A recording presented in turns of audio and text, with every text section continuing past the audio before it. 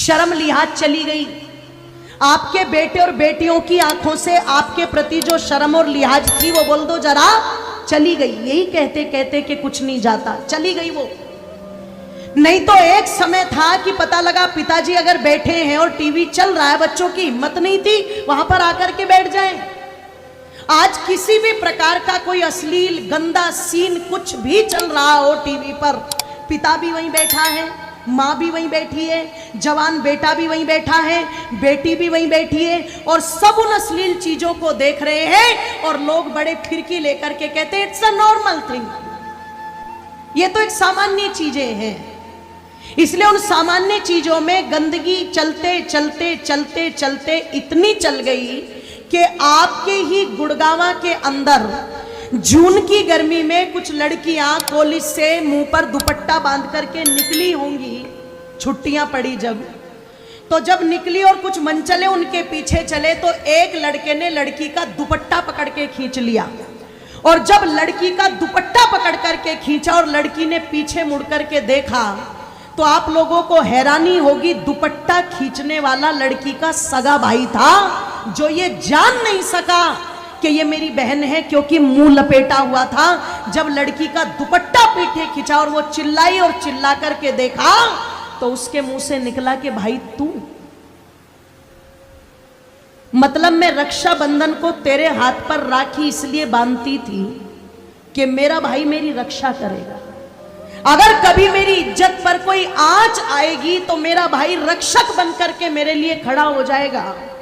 और अगर सगे भाई चलती सड़कों पर बहन के दुपट्टे खींचेंगे तो रक्षा की गुहार फिर बहनें किससे लगाएगी?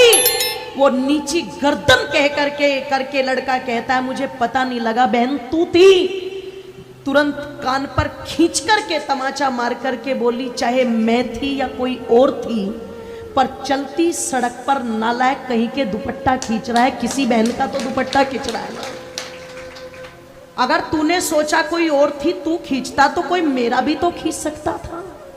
अगर तू आज किसी पर कुदृष्टि डाल रहा है तो कल को कोई मुझ पर भी तो कुदृष्टि डाल सकता है। ये सोच ये रक्षा की जो दायित्व है, ये कर्तव्य, ये पूरे कहां से होंगे? आप विचार करना, जब सगे ही भाई बहनों के दुपट्टे खींचने में लग जाएंगे तो आप रक्षा की गुहार लगाओगे तो लगाओगे किससे? क्योंकि मैं तो उस देश में पैदा हुई हूं जिस देश में पता लगा लड़कियां बहन बेटियां जब बड़ी होती थी गांव के अंदर तो जिस भी गली से निकल गई चाचा जी नमस्ते, ताऊ जी नमस्ते, काका जी नमस्ते, बेटी तू किसकी है, दादाजी का क्या नाम है, पिताजी का क्या नाम है, ये पूछते थे। और पूछ करके सर पर हाथ रख करके आशीर्वाद देते थे, बेटी जैसी तू उनकी बेटी है ऐसी जोर से बोलो हमारी बेटी है। अगर वो किसी गांव देहात में चले गए तो वहां पर जाकर के पूछते थे कोई हमारे गोत्र की, गांव की, आसपास की, गुहांड की है कोई यहाँ पर? और अगर किसी ने बता दिया कि तुम्हारे गोत्र की है, उनके घर में तुरंत जाते थे, 5 रुपए 10 रुपए उसके सर पर हाथ रख करके आशीर्वाद देते थे। क्यों? गांव की बहन बेटी, जोर से बोलो सबकी बहन बेटी। ये मानते थे कि नहीं मानते थे जी? मनपढ़ माताएं बच्चों को पट्टी पढ़ाती थी, बेटे तेरे गांव की बहन बेटी है, दिखे किसी पर गलत दृष्टि मत डालना, मेरा दूध मत लजाना। अनपढ़ माताओं की बुद्धि में भी इतनी बातें आती थी, पर आज पढ़ी लिखों को ये चीजें समझ नहीं आ रही। और पता लगा जो घटनाएं कभी सुनने को नहीं मिली थी आज वो घटनाएं प्रत्यक्ष देखने को मिल रही है। चाचा का लड़का था, ताऊ की लड़की थी, विवाह करके दोनों के दोनों भग गए। पड़ोस के लड़के और लड़की थे, दोनों के दोनों भग गए। गांव के बच्चे थे, दोनों के दोनों भग गए। एक गोत्र के थे, दोनों के दोनों भग गए।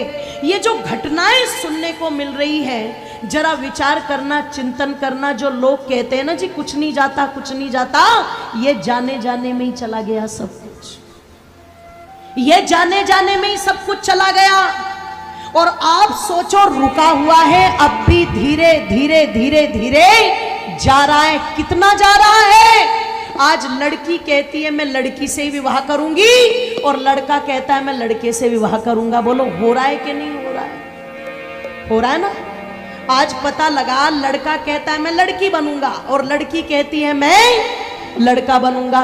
एक समय में ये बात कही जाती थी तब जब कोई लड़की ये देखती थी मेरे पिता का कोई बेटा नहीं है, तो लड़की अपने बाप से कहती थी पिताजी चिंता मत करो, मैं बेटा बनकर के रहूंगी, इतनी मजबूत बनकर के रहूंगी, मैं तुम्हारी ताकत बनने का काम करूंगी।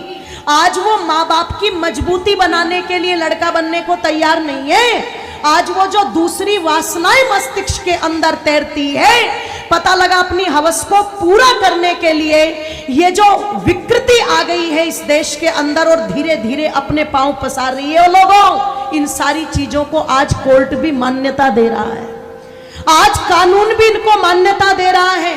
और आप सोच करके देखो, जब ऐसी अनर्गल चीजों को कानून मान्यता देगा तो फिर संस्कृति की रक्षा होगी तो होगी कैसे?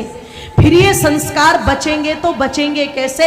फिर तो पूरा का पूरा भोगवाद, पशुवाद आ जाएगा कि नहीं आ जाएगा? और ध्यान रखना, जहां भोग है वहां रोग है, ध्यान रखना। इसलिए मेरा जो देश है वो भोग का देश नहीं है, मेरा जो देश है वो रोग का देश नहीं है। अरे मेरा तो देश योग का देश था, यहां तो योग किया जाता था, यहां तो धर्म के साथ व्यक्ति योग करता था, संस्कारों के साथ व्यक्ति योग करता था। इसलिए कहा जाता था अगर विद्वान ढूंढने हैं तो सबसे ज्यादा कहां बोले? भारत में। चरित्रवान ढूंढने हैं तो सबसे ज्यादा कहां बोले? भारत में। गुणवान ढूंढने हैं तो सबसे ज्यादा कहां बोले? भारत में। बुद्धिमान ढूंढने हैं तो सबसे ज्यादा कहां बोले? भारत में। और बलवान ढूंढने हैं तो सबसे ज्यादा कहां बोले? भारत में। इसलिए लोगों, भारत को भारत नहीं कहा गया, भारत को भारत मां कहकर के संबोधित किया गया, क्योंकि माता निर्माता